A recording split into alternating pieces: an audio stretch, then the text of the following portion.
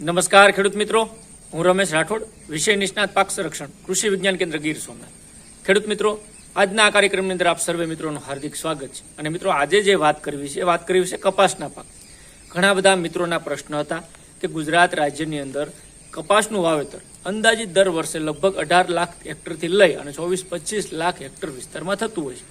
BT કપાસ વાવીએ છીએ તો આ કપાસના પાકની અંદર જે પાણી દ્રાવ્ય ખાતરો, વોટર સોલ્યુબલ ખાતરો ક્યારે છાંટવા જોઈએ, એનું શું મહત્વ છે અને કયો ગ્રેડનો ઉપયોગ કરવો છે, આ બધા મનના જે પ્રશ્નો હતા. એટલે મને એમ લાગ્યું કે આ વિષય ઉપર વાત કરવી જોઈએ. તો આજે આપણે જે વાત કરીશું એ વાત કરીશું કપાસના પાકમાં વોટર સોલ્યુબલ ખાતરો, શરૂઆતના જે 2-3 તબક્કાઓ છે એમાં કયા પ્રકારના ગ્રેડ વાપરવા જોઈએ, પંપમાં કેટલું પ્રમાણ રાખવું જોઈએ અને એનાથી ફાયદા શું થાય.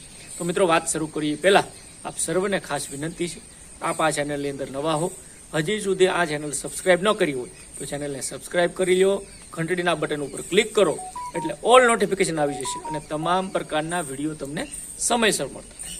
ત્યારબાદ જો વિડીયો ગમે તો એને લાઇક આપજો અને બીજા મિત્રોને પણ આ શેર કરી દો. તો મિત્રો, કપાસની વાત આવે એટલે કપાસ આમ તો લાંબા ગાળાનો રોકડીયો પાક છે અને સફેદ સોના તરીકે ઓળખાતો પાક છે. હવે કપાસના પાકની અંદર ક્યાં વોટર સોલ્યુબલના ગ્રેડ મારવા જોઈએ. આપ જાણો છો કે વોટર સોલ્યુબલ એટલે પાણીમાં દ્રાવ્ય ખાતરો કે જે કિલો 5 કિલો 25 કિલોના ફોર્મની અંદર બજારમાં મળતા હોય છે. તો એને એક પંપની અંદર નાખી પંપમાં ઓગાળી અને જો સ્પ્રેના સ્વરૂપમાં ઉપયોગ કરીએ તો એનો ખૂબ સારો આપણે મિત્રો ફાયદો લઈ શકતા હોઈએ છીએ. અને આના માટે કપાસના વાવેતરથી લઈ અને કપાસ ખાસ કરીને 60 દિવસનો એટલે 2 મહિનાનો થાય ત્યાં સુધીમાં અલગ અલગ તબક્કે અલગ અલગ પ્રકારના વોટર સોલ્યુબલ ખાતરોની આપણે જરૂરિયાત પડતી હોય છે. કારણ કે શરૂઆતનો જે તબક્કો છે એ વૃદ્ધિ વિકાસનો, એટલે બાલ્ય અવસ્થા હોય, કપાસનો દાણો વાવીએ છીએ, કપાસ ઉગે છે, 60 દિવસ સુધી એ કમ્પ્લીટલી વૃદ્ધિ વિકાસના તબક્કો આપણે એને કરાવવો જરૂર છે. ત્યારબાદ એની અંદર ફૂલ આવે છે, છાપવા, ઝીંડવા, આ અવસ્થામાં કપાસ જતો હોય છે. એટલે હું એવું માનું છું કે શરૂઆતનો તબક્કો અને શરૂઆતની અવસ્થા એ ખેડૂત મિત્રોએ ખાસ કાળજી રાખવી જોઈએ. અને એ અવસ્થામાં શરૂઆતમાં તમે પાયાના ખાતરો નાખો છો, ત્યારબાદ પાળા ચડાવતી વખતે ખાતરો નાખો છો, પણ હવે જે આપણે વાત કરીએ છીએ ઉપરથી સ્પ્રે કરવાના એટલે પંપમાં નાખીને છાંટવાના ખાતરોની વાત કરીએ છીએ. વૃદ્ધિ વિકાસ જ્યારે કપાસ કરતો હોય ત્યારે એ સમયની અંદર કપાસની અંદર નવી કૂંપણો ફૂટતી હોય, નવી ફૂટ થતી હોય અને આ વૃદ્ધિ વિકાસનો તબક્કો આપણે મિત્રો કહી શકીએ છીએ. એટલે પહેલો ડોઝ વૃદ્ધિ વિકાસ માટે ખાસ કરીને કપાસની અંદર મારવો હોય તો NPK ગ્રેડનું 19-19-19 ખાતર એક પંપની અંદર 80 થી 100 ગ્રામ 19-19-19 80 થી 100 ગ્રામ એક પંપમાં નાખી અને એનો છંટકાવ કરવો જોઈએ. હવે સાથે જ્યારે પણ 19-19નો સ્પ્રે કરીએ છીએ એટલે આપણો કપાસ 25-30 દિવસનો છે તો તેની સાથે સાગરિકા અથવા ધરામૃત બેમાંથી કોઈ પણ એક સીવીડ એક્સ્ટ્રેક્ટ બેઝ એક પંપની અંદર 50 ml નાખીને સ્પ્રે કરશું તો કપાસની અંદર વૃદ્ધિ વિકાસ, કારણ કે એને NPKના 3 કન્ટેન્ટ મળે, સાથે સાથે એક ટોનિક મળે તો વૃદ્ધિ અને વિકાસ સારો કપાસ આપણો કરી શકશે. તો આ શરૂઆતના તબક્કે 19-19-19ની સાથે ધરામૃત અથવા સાગરિકા અથવા તો હ્યુમિક્સના સ્વરૂપે બજારની અંદર ઇફકોનું જે મળતું હોય અથવા હ્યુમિક સારી બ્રાન્ડનું લઈ અને હ્યુમિક પણ 50 ml લખે એટલે આમાંથી 3માંથી કોઈ એક અને 19-19 સાથે મિક્સ કરીને આપણે મિત્રો સ્પ્રેમાં ઉપયોગ કરવાનો. કપાસનો વૃદ્ધિ વિકાસનો તબક્કો છે. એકવાર આ સ્પ્રે થયા પછી તમને એવું લાગે કે હજી જરૂર છે તો 10 થી 12 દિવસના અંતરે ફરીવાર આ સ્પ્રેને રિપીટ કરી શકાય. રિપીટમાં એટલી જ કાળજી રાખીએ 19-19 સાથે પહેલા ડોઝમાં જો સાગરિકા હોય તો બીજામાં ધરામૃત કરીએ, પહેલામાં ધરામૃત હોય તો બીજામાં સાગરિકા અથવા તો હ્યુમિકનો સ્પ્રે કરશું તો આપણે ખૂબ સારો વૃદ્ધિ વિકાસ કપાસની અંદર મિત્રો જોવા મળતો હોય છે. હવે બીજો જે તબક્કો છે એ કપાસની અંદર ખાસ કરીને ફૂલ ભમરી અવસ્થા અને એની અંદર પણ ખાસ કરીને ફૂલ ભમરીમાંથી ઝીંડવા બંધાવવાની શરૂઆત એટલે નાના બોલ જેને કહીએ છીએ બોલ સેટિંગ થતા હોય, ઝીંડવા બંધાવવાની અવસ્થા આવતી હોય છે. એટલા માટે બીજો ડોઝ હંમેશા કપાસની અંદર ખાસ કરીને હું તો એવી કહું છું કે 19-19 પછી 12-61-0 અને મિક્સ માઇક્રોન્યુટ્રનનો સ્પ્રે 12-61-0 પંપમાં 100 ગ્રામ મિક્સ માઇક્રોન્યુટ્રન જે અલગ અલગ ફોર્મનું બજારની અંદર મળતું હોય. જો મિત્રો HD ફોર્મની અંદર લેતા હોય તો એનો ડોઝ અલગ હોઈ શકે, નોર્મલી આપણે મિક્સ માઇક્રોન્યુટ્રન ગ્રેડ 4 લેતા હોય તો એનો ડોઝ અલગ હોઈ શકે. તો એ પણ આ પંપમાં સાથે મિક્સ કરીને પણ છંટકાવ કરી શકો છો. બીજા ડોઝની અંદર આ 12-61-0 પ્લસ મિક્સ માઇક્રોન્યુટ્રન અથવા તો એના પછીનો જે ડોઝ મારવાનો થાય મિત્રો તો 13-0-45 પોટેશિયમ નાઇટ્રેટ તરીકે ઓળખાતો આ ખાતર એક પંપની અંદર 100 ગ્રામ અથવા તો 0-52-34 potassium phosphate mono potassium phosphate 13-0-45 potassium nitrate તરીકે ઓળખીએ અથવા તો 0-52-34 મોનો પોટેશિયમ ફોસ્ફેટ એક પંપની અંદર 100 ગ્રામ. મિત્રો આ બંનેમાંથી કોઈ પણ એકનો સ્પ્રે 13-0-45 અથવા 0-52-34 બંનેમાંથી કોઈ એક લઈ 100 ગ્રામ પંપમાં નાખી અને એને આપણે બીજો કે ત્રીજો સ્પ્રે ગણી શકીએ. પહેલા 19-19નો કર્યો, એક સ્પ્રે તમે કર્યો હોય, પછી 12-61નો કર્યો, તો આ 13-0-45 અથવા 0-52-34 ત્રીજા સ્પ્રેની અંદર. અને દરેક સ્પ્રેની અંદર 10 થી 12 દિવસનું અંતર રાખીએ છીએ. જો જે કપાસની અંદર અહીંયા એક ખાસ મિત્રો વાત કરી દઉં તમને કે ખાસ જે કપાસની અંદર હાઈટ ટૂંકી છે, કપાસની વૃદ્ધિ વિકાસ બરાબર નથી છો અને એના ફાલ પકડાવવાનો આપણે જો પ્લાનિંગ કરતા હોય તો એની અંદર ખાસ 13-0-45 મારો, કારણ કે આની અંદર નાઇટ્રોજન અને પોટાશ. અને જો તમારો કપાસ વૃદ્ધિ વિકાસ બરાબર થઈ ગયો અને તમારે હવે એને હાઈટ પકડાવવાની જરૂર નથી તો 0-52-34 એની અંદર ફોસ્ફરસ અને પોટાશ એટલે વૃદ્ધિ વિકાસનો તબક્કો ન લેવો હોય તો 0-52-34 વૃદ્ધિ વિકાસ કરાવવો હોય. ખાસ કાન ખોલીને સાંભળજો તો 13-0-45 આપણે 100 ગ્રામ પંપમાં નાખીને એની અંદર છાંટવાનું છે.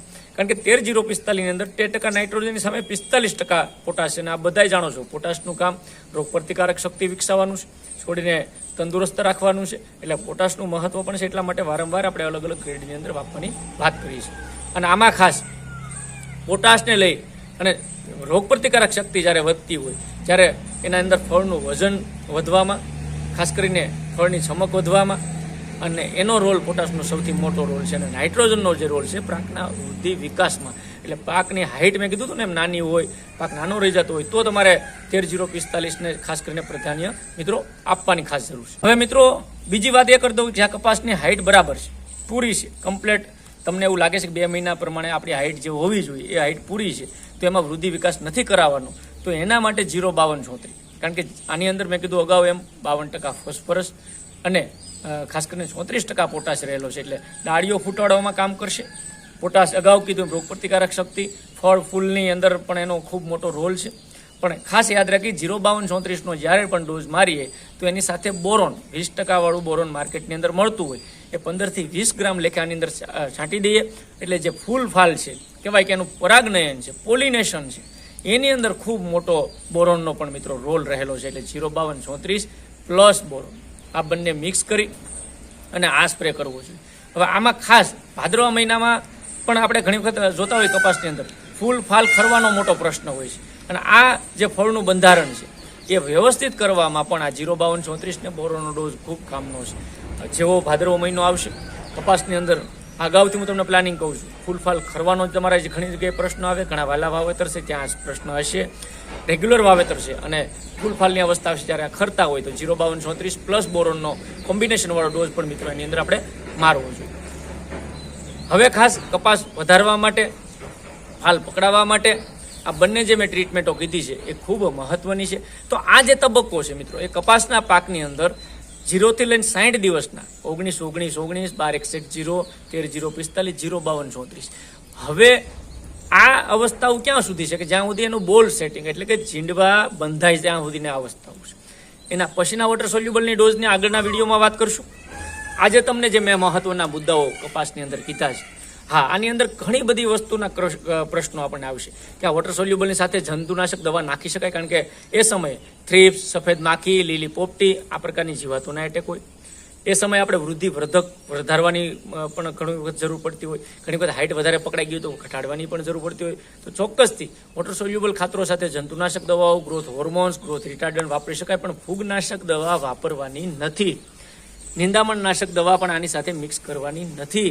તમારી સરળતા માટે તમે કોઈ પણ ફૂગનાશક દવા આની સાથે મિક્સ નહીં મિત્રો કરતા. હા ચોક્કસથી 13-0-45 હોય, 19-19 હોય, એની સાથે સુસ્યા પ્રકારની જીવાતોની દવાઓ તમે મિક્સ કરીને છાંટશો, ખૂબ સારા પરિણામો મળશે. અને ખાસ આ મેં જે ગ્રેડ કીધા એ ગ્રેડનો કપાસની અંદર 1-2 વીઘાની અંદર ટ્રાય કરજો મિત્રો. જે મિત્રો રેગ્યુલર કરે છે ખૂબ સારા પરિણામો મળે, સારું ઉત્પાદન પણ મળે. તો આશા એવી રાખીએ કે કપાસના પાકની અંદર અહીંયા જે તમને અલગ અલગ પ્રકારના ગ્રેડો આપવામાં આવ્યા છે, અહીંયા જે મેં વાત કરી છે એ પ્રમાણેના ડોઝ સારી ગુણવત્તાવાળા બજારમાંથી ખરીદી આ પોષક તત્વોની એને પૂર્તિ થાય એ પ્રકારનું આયોજન કપાસની અંદર ઉપરથી છંટકાવમાં કરવું. હા નીચે પણ ખાતરો જરૂરી છે. અલગ અલગ nitrogen, phosphorus, potash, calcium, magnesium, sulphur આ પ્રકારના તત્વો એને પાયાની અંદર મળે, પાળા ચડાવતી વખતે મળે અને યોગ્ય રીતે વ્યવસ્થાપન થાય. ડ્રીપ ઇરિગેશન હોય મિત્રો, ડ્રીપની અંદર પણ વોટર સોલ્યુબલનો ઉપયોગ કરી શકે.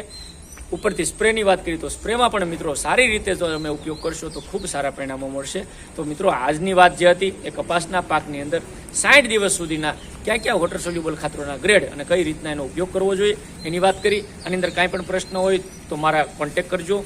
આપણે સાથે મળીને સોલ્યુશન કાઢવાનો પ્રયત્ન કરીશું. આજના વિડીયોની અંદર એટલું જ. ફરી પાછા મળશું એક નવા વિષય સાથે, નવી માહિતી સાથે. ત્યાં સુધી મને રજા આપશો. આપ સર્વે મિત્રોનો પૂરેપૂરો વિડીયો જોવા બદલ ખૂબ ખૂબ આભાર. ધન્યવાદ. Thank you.